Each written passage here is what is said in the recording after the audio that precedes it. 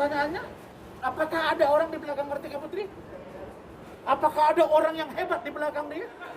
Patut kita duga siapa yang bermain. Ini yang kita mau cari tahu sekarang. Jadi, karena persoalan ini adalah persoalan yang remeh-temeh, tapi kok penanganannya sedemikian rupa. Saya baru kali ini dengar itu. Dokter Rijali 3 kali datang, dipanggil datang. Dia dipanggil tidak mau datang. Kemudian digelar, mau diperiksa lagi tambahan klien saya, lalu kemudian nanti dia dipanggil lagi. Dan itu kalau nggak datang, nanti orang itu yang datang ke sini. Wah, ini berbahaya kalau ada Kasubdit yang seperti ini. Nah, karena itu, saya minta Kasubdit Popo diperiksa oleh pihak berwenang, apakah Wasidik, Propam, atau Paminal dan lain-lain. Itu, silakan. Dr. Richard, ini kan kasusnya akan P21 dan akan masuk persidangan. Dr. Richard sendiri gimana persiapannya untuk di sidang nanti di kasus illegal access? Kalau kasus illegal access saya optimis. Saya merasa saya tidak bersalah, saya merasa saya tidak melakukan illegal access. Yang saya optimis nanti biar pengacara saya ngatur di persidangan bagaimana. Saya merasa saya tidak melakukan kejahatan kriminal sih.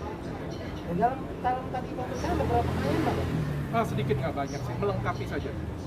Berapa kira-kira? Kurang lebih apa ya, 5 sampai 10 ya. 5 sampai 10, 11. Pertanyaan sekitar apa aja, Bang? Ya terkait apa ya Bang itu tadi ya? Ya. Tahu nggak melanggar hukum? Tahu nggak? Ya saya nggak tahu. Yang saya kan disita kan Instagram kan, bukan Facebook kan. Masa saya post di Facebook saya kan nggak disita. Post di Facebook saya boleh dong. Tujuan saya kan adalah post di Facebook saya. Jadi ini menarik. Begini, kenapa menarik? Roy Suryo juga sudah buat postingannya itu ada 3 kali YouTube. Di TV juga bareng saya. Banyak juga pakar sudah WA saya akan jadi ahli. Gini, Simpo turun dong. sudah saya katakan di awal. Kalau dalam fakta nyata saja kita melihat ada polis lain terhadap rumah, tidak boleh dimasuki. Lalu kemudian mobil tabrakan, boleh pinjam praktek, itu saja sudah debatable. Apalagi sekarang Instagram disita lalu kemudian terjebol tanpa disengaja. Apakah itu termasuk tindak pidana pasal 30? Itu yang akan kita uji. Ini adalah ilmu baru buat kita semua yang tidak terlihat oleh mata. Karena yang bisa mengakses itu adalah orang-orang IT, orang-orang cyber. Dan kalau ini termasuk cyber crime, nah ini yang harus kita buktikan. Nah karena itu klien saya optimis untuk persoalan ini masuk ke meja persidangan dan kita akan lakukan pembelaan. Nah ini ilmu baru untuk Anda semua juga. Saya kira itu. Bang, untuk kasus Pranata itu sebetulnya tidak Hans Pranata tersangka. Dia kreator, dia yang post, tapi atas persetujuan Dr. Richard. Sekali lagi, diposting bukan di Instagram. Diposting bukan menggunakan Instagram lama. Diposting bukan menggunakan akun lama. Bukan menggunakan email lama Dan tidak email lama. tidak akan menggunakan password juga. Nah, jadi itu semua baru. Bagaimana kok bisa tembus? Nanti kita buka di pengadilan. Nggak mungkin di sini. Ilmu barunya ada. Lewat mana bisa masuk? Apakah ada yang kurang canggih atau canggih? Nanti kita lihat. Kita juga nggak bisa bilang polisi tidak canggih. Tentu ini ilmu baru. Nah karena itu kita lihat nanti di peradilan. Nah, oleh karena itu saya lihat begini. Kalau ini mau menjadi tontonan publik berkelanjutan, kan panjang ini. Setelah selesai nanti urusan illegal access, masuk lagi urusan Kartika Putri. Selesai Kartika Putri, masuk lagi Sumsel laporan. Kan capek juga. Kartika Putri kan bikin selesai apa nggak mau mendamai nih. Kan lebih nyaman kedok kita suara Allahu Akbar, nggak ada di belakang lagi pikiran. Menurut saya ya, damai itu indah. Ya, apalagi kita sebagai seorang muslimah, saya pikir memaafkan dan berbaik-baik itu adalah sesuatu yang harus kita kedepankan. Masalah kerugian, Kartika Putri berbicara bahwa dia rugi, banyak endorse, banyak ini yang gagal ini. Klien saya mau buka cabang gagal. Kemudian dia punya edukasi kepada rakyat terkait dengan review kecantikan, tidak lagi. Kemudian apalagi manajemen terganggu. Rugi yang mana? Ya semua, makanya bermasalah itu tidak ada. Kalau Anda tidak mau terganggu, ngapain lapor polisi? Itu yang memulai siapa? Kau yang memulai, kau yang mengakhiri. Oke? Tapi apa kata Bro Ripur Maratika? Bukalah pintu hatimu sayang. Jangan ada dus dari antara kita. Oke? Oke. Thank you. Sekarang kan Komunikasi terakhir sama Kak. Komunikasi terakhir gimana Pak? Iya. Saya ber-WA-WAan sama dia ada 2 jam. Saling tunggu, jawab apa. Setelah itu saya bilang ya sudah. Kalau memang begitu jumpa saya di pengadilan. Karena saya pun capek. Capek juga saya. Jadi tidak ada WA-nya apa Bang? Saya mengajak berdamai. Janji kita komunikasi ya, jam sekian ya Bang. Sampai jamnya itu tidak diangkat, saya telepon tidak diangkat. Baru kemudian dibalas, Bang saya lagi ngurusin anak. Telepon lagi enggak juga ya. Menurut saya tidak ada etikat baik.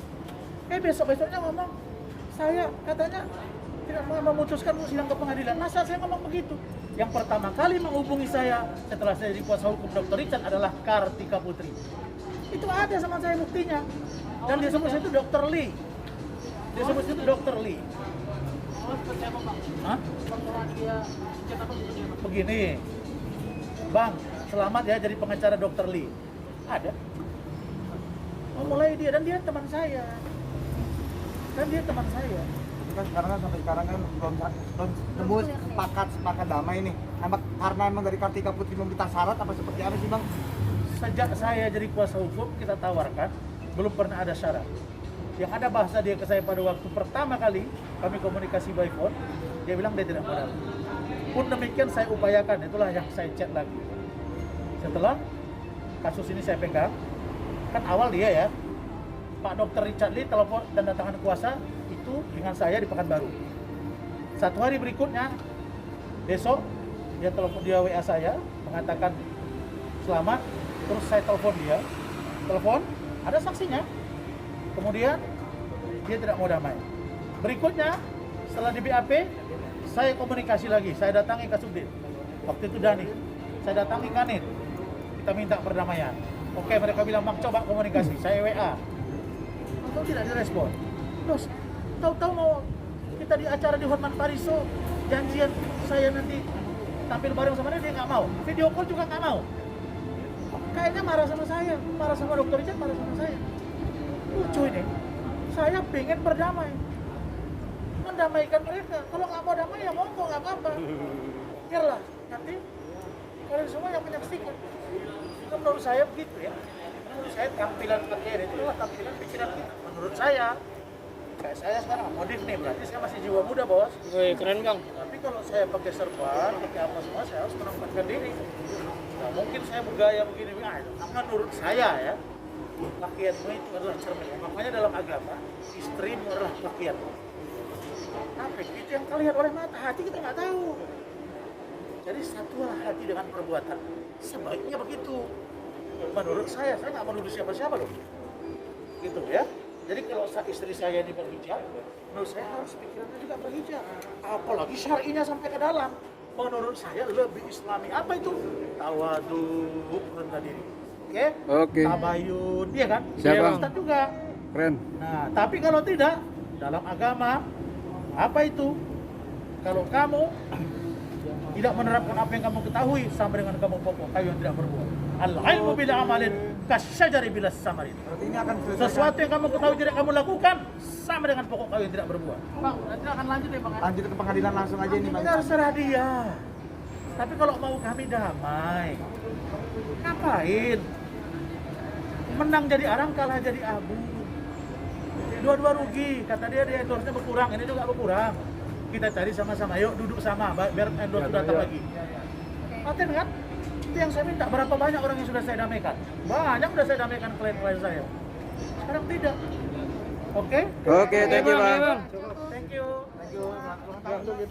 Nunduk aja yang di depan. Oke.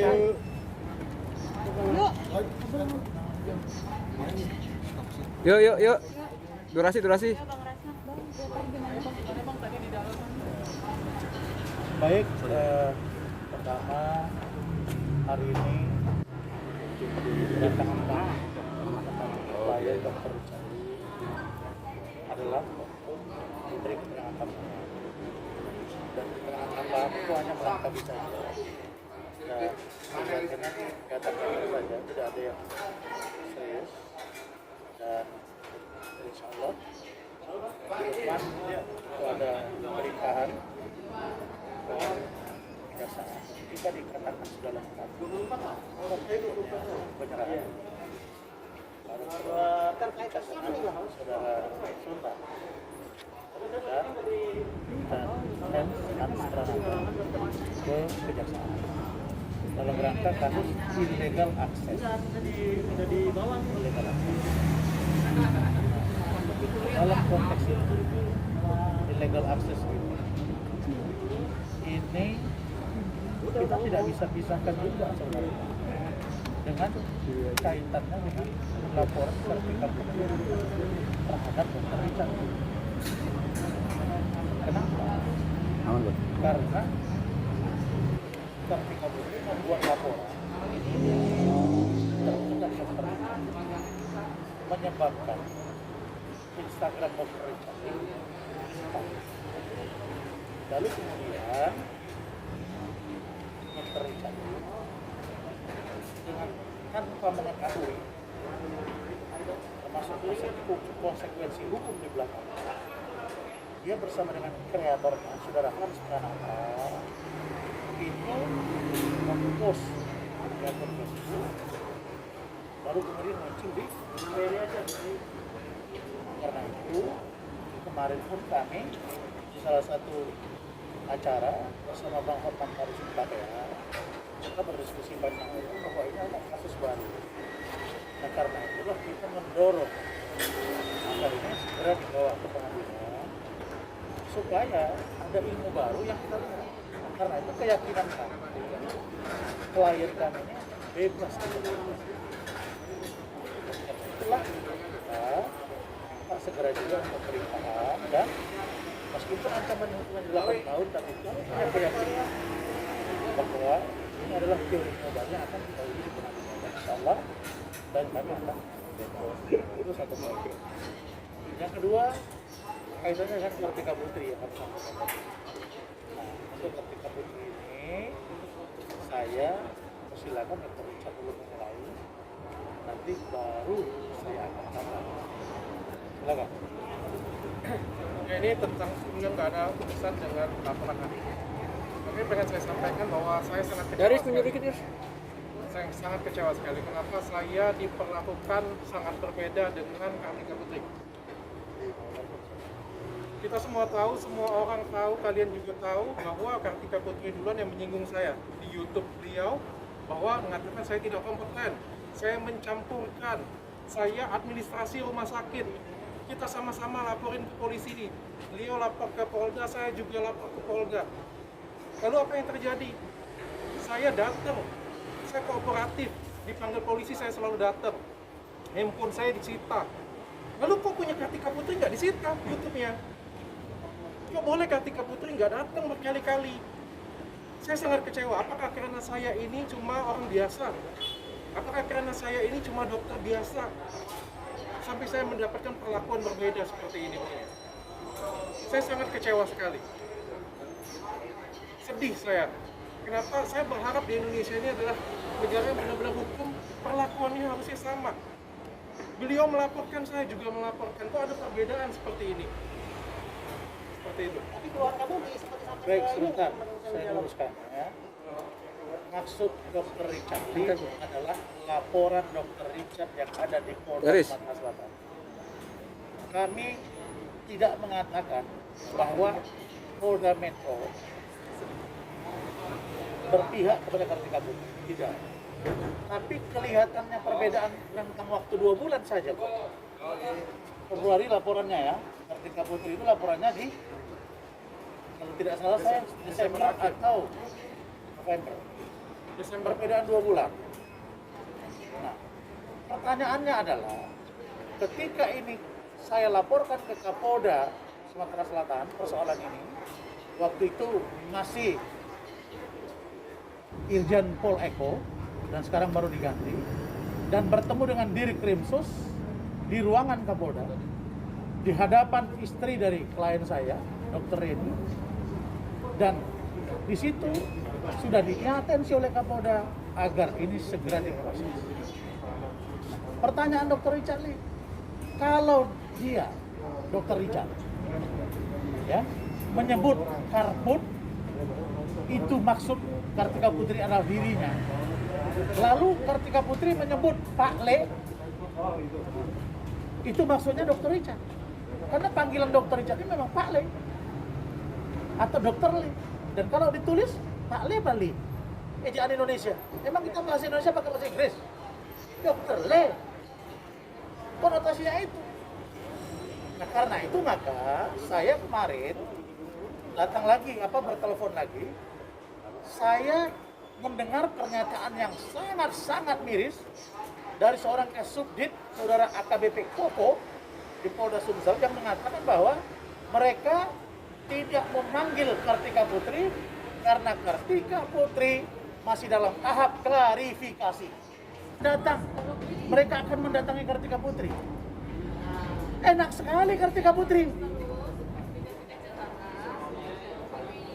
Nah oleh karena itu maka kalau ini cara yang dilakukan oleh Kasubdit yang ada di Polda Sumsel, ini berbanding terbalik dengan apa yang terjadi di Polda Metro Jaya. Karena kasus itu harus cepat bos, cepat penanganannya, naik sidik atau tidak, SP3 atau tidak, ya udah. Kok sekarang jadi lambat begini? Nah karena itu saya minta agar ini kita atensi, Pak Kapolda yang ada di sana dan di sini, jangan sampai persoalan ini rancu kemana-mana. Nah itulah yang sekarang menjadi pertanyaan. Meskipun informasinya saya dengar informasi ya, Kartika Putri sudah datang ke sana atau tidak. Tapi klien saya minta keadilan terkait dengan proses penanganan yang ada di Polda Sumatera Selatan, supaya bahasanya begini ya, Karput dengan Pak Le. Kalau Karput adalah Kartika Putri, kalau Pak Le Dr. Richard Lee dong, dan ahli juga. Terus apa bedanya? Bahkan menurut saya lebih terang benderang lagi Pak Le dengan Karput. Karput masih bisa Kartika Putri, masih bisa karpet putih, masih bisa yang konotasi lain. Kalau Pak Le, orang tahunya dia. Kalau Pak Le ada K-nya baru, ini ada lagi. Sebentar deh, nanti saya akan jawab pertanyaan kau. Saya jelasin dulu. Saya orang hukum, saya bicara konteks, gitu loh.